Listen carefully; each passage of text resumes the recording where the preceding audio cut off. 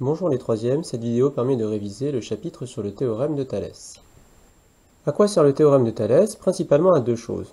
Quand on a des triangles qui ont l'air ou qui sont dans une configuration qu'on appelle configuration de Thalès, il y a la configuration classique ou bien la configuration papillon, nous y reviendrons, eh bien on peut essayer d'appliquer le théorème de Thalès soit pour calculer une longueur, soit pour déterminer si deux droites sont parallèles ou non. Voici un premier type d'exercice. On me donne deux triangles, AMN et ABC. On sait que le point M est sur le segment AB, que le point N est sur le segment AC. On sait également que les droites MN et les droites BC sont parallèles. On me donne des informations sur des longueurs et on me demande de calculer une autre longueur. Ici, il faut immédiatement reconnaître une configuration de Thalès. Quand on a deux triangles comme ceci, il faut penser à utiliser le théorème de Thalès. Avant d'appliquer le théorème de Thalès, il faut justifier qu'on a le droit de le faire. Et cela passe par l'énoncé des hypothèses, c'est-à-dire, on sait que les droites BM et CN se coupent en A. Alors ça, il y a plusieurs façons de le formuler. On peut aussi dire que les points A, M, B sont alignés dans cet ordre, que les points A, N, C sont alignés dans cet ordre. On peut aussi dire que le point M appartient au segment AB et que le point N appartient au segment AC. On choisit la formulation que l'on veut.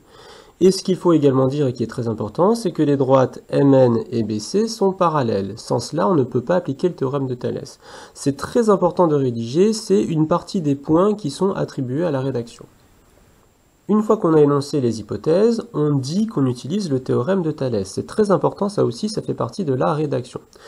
Que nous dit ce théorème de Thalès? Il nous dit que si on a les hypothèses que nous venons d'énoncer, alors nous avons des égalités de rapport de longueur, c'est-à-dire qu'on a des fractions avec des longueurs des triangles qui sont égales. Alors je vous conseille au brouillon d'écrire le nom des triangles dans lesquels vous travaillez. Il y en a deux, il y a le petit triangle MAN, donc au brouillon j'écris le nom de ce triangle, et il y a le grand triangle BAC.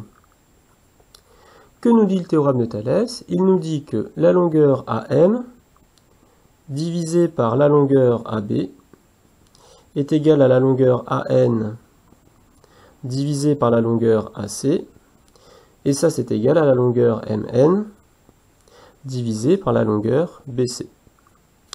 Pour vérifier que je ne me suis pas trompé, je dois avoir au numérateur uniquement des longueurs du triangle MAN et au dénominateur uniquement des longueurs du triangle BAC. Alors vous avez la possibilité de tout inverser, mais il faut se mettre d'accord dès le début. Alors une autre façon de dire qu'on a égalité de rapport de longueur ici, c'est de dire que les triangles sont semblables, et donc que leurs dimensions sont proportionnelles. Pour terminer l'exercice, il suffit de remplacer les longueurs que l'on connaît par leur valeur. Donc ici je connais la longueur AM, c'est égal à 5 cm, la longueur AB c'est ce que je recherche. Et puis ensuite, quel rapport je vais utiliser? Eh bien, je vais utiliser celui où je connais les longueurs. Donc ici, on me donne la longueur AC, donc je connais cette longueur. On me donne la longueur AN, donc je vais utiliser ce rapport. Donc 5 divisé par AB, c'est égal à AN qui fait 4, divisé par AC qui fait 14. Et puis pour trouver la longueur AB, il me suffit d'utiliser un produit en croix. AB, c'est égal à 5 fois 14, divisé par 4. Je prends ma calculatrice et je donne la réponse. Pour vérifier que je ne me suis pas trompé, eh bien je peux remplacer AB par le résultat que j'ai trouvé, et je divise la longueur AM par la longueur AB, et il faut que ce soit égal à la longueur AN divisé par la longueur AC. Par ailleurs, si jamais on m'a demandé dans une question précédente de construire en grandeur réelle les triangles, eh bien je prends ma règle et je mesure la longueur AB. Il faut que je trouve quelque chose qui se rapproche fortement de 17,5 cm. Voici un autre exercice qui est exactement du même type que le précédent, si ce n'est que l'on se trouve dans une configuration dite papillon. Donc il faut exactement utiliser la même rédaction.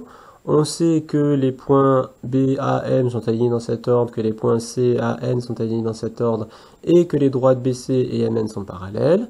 Donc d'après le théorème de Thalès, on a, et là il faut écrire les rapports de longueur. Puis on utilise un produit en croix pour trouver la longueur MN. Comme tout à l'heure, je vous conseille d'écrire les triangles dans lesquels vous allez appliquer le théorème de Thalès. Ici, il y a le petit triangle NAM et le grand triangle BAC. On écrit les égalités de rapport, au numérateur uniquement les longueurs du triangle MAN, au dénominateur uniquement les longueurs du triangle BAC, ou bien l'inverse mais partout. On remplace les longueurs par les valeurs que l'on connaît.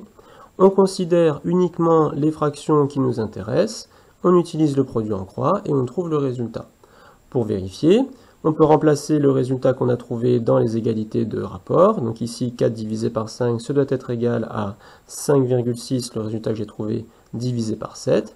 Et si on a construit le triangle, enfin les triangles avant, eh bien on peut mesurer la longueur MN et vérifier que l'on trouve 5,6 cm. Voici un second type d'exercice qu'il faut savoir faire. On me donne deux triangles qui ont l'air d'être dans une configuration de Thalès. Dans cet exemple, c'est la configuration papillon. On me donne des informations sur les longueurs et on me demande si des droites sont parallèles. La rédaction est similaire à celle qu'on a utilisée précédemment. D'abord, je commence par dire que j'ai des points alignés, donc les points C, A, N sont alignés dans cet ordre, les points B, A, M sont alignés dans cet ordre aussi, et je vais regarder si j'ai des rapports de longueur. J'écris d'abord les petits triangles et grands triangles que je considère. Donc le petit triangle c'est MAN, le grand triangle c'est BAC. Et les rapports de longueur que je vais écrire sont ceux dont je connais les valeurs. Donc je connais la longueur AN, je connais la longueur AC. Je vais donc écrire AN divisé par AC, ça fait 4 septièmes. De même, je connais la longueur AM et la longueur AB, j'écris le rapport de longueur AM divisé par AB, c'est-à-dire 6 neuvièmes. Et je regarde si ces rapports de longueur sont égaux. S'ils le sont, d'après la réciproque du théorème de Thalès, les droites MN et BC sont parallèles. Et s'ils ne le sont pas, d'après le théorème de Thalès, les deux droites ne sont pas parallèles. Alors pour vérifier que ces deux rapports sont égaux, il y a plusieurs façons de faire. Une façon qui marche tout le temps, c'est d'utiliser un produit en croix. Donc par exemple, je fais 4 fois 9 divisé par 6, et il faut que je trouve 7. Donc 4 fois 9 divisé par 6, si je le tape à la calculatrice, ça fait 6, ça ne fait pas 7. Donc, les droites ne sont pas parallèles d'après le théorème de Thalès. Je récapitule les principaux points de rédaction. D'abord, on écrit les hypothèses. Ensuite, on vérifie que les rapports de longueur sont égaux ou ne sont pas égaux. Et on conclut en citant bien le théorème de Thalès. Si on a peur de se tromper entre la réciproque ou le théorème, eh bien on dit qu'on utilise le théorème de Thalès. Et ça, c'est pas très grave si on se trompe. Le jour du brevet ou le jour de l'évaluation, il n'y aura pas de points qui seront enlevés si on se trompe. Dans certains exercices, on va vous demander de calculer des longueurs, il faudra donc utiliser le théorème de Thalès, mais il ne sera pas précisé dans l'énoncé que des droites sont parallèles. Ce sera à vous de justifier que ces droites sont parallèles.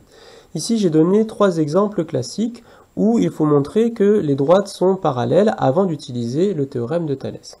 Dans le premier exemple, on voit que les droites sont parallèles parce qu'elles sont perpendiculaires à la même droite. Et il y a une propriété de 6e qui dit que si deux droites sont perpendiculaires à la même droite, alors elles sont parallèles entre elles. Dans le deuxième exemple, les droites en noir ici sont parallèles parce qu'elles forment des angles correspondants de même mesure. Ça aussi, c'est une propriété qui est une propriété de 5e. Au passage, la propriété de 5e que je viens d'énoncer peut tout à fait s'appliquer dans le premier exemple qui est un cas particulier. Dans le troisième exemple, j'ai ici un angle droit d'après le codage, et je veux montrer que cette droite et cette droite sont parallèles. Je connais également des longueurs, et bien je peux utiliser le théorème de Pythagore pour montrer que j'ai un angle droit ici, et je me ramène au premier cas, j'aurai donc deux droites qui seront perpendiculaires à la même droite, et donc qui seront parallèles.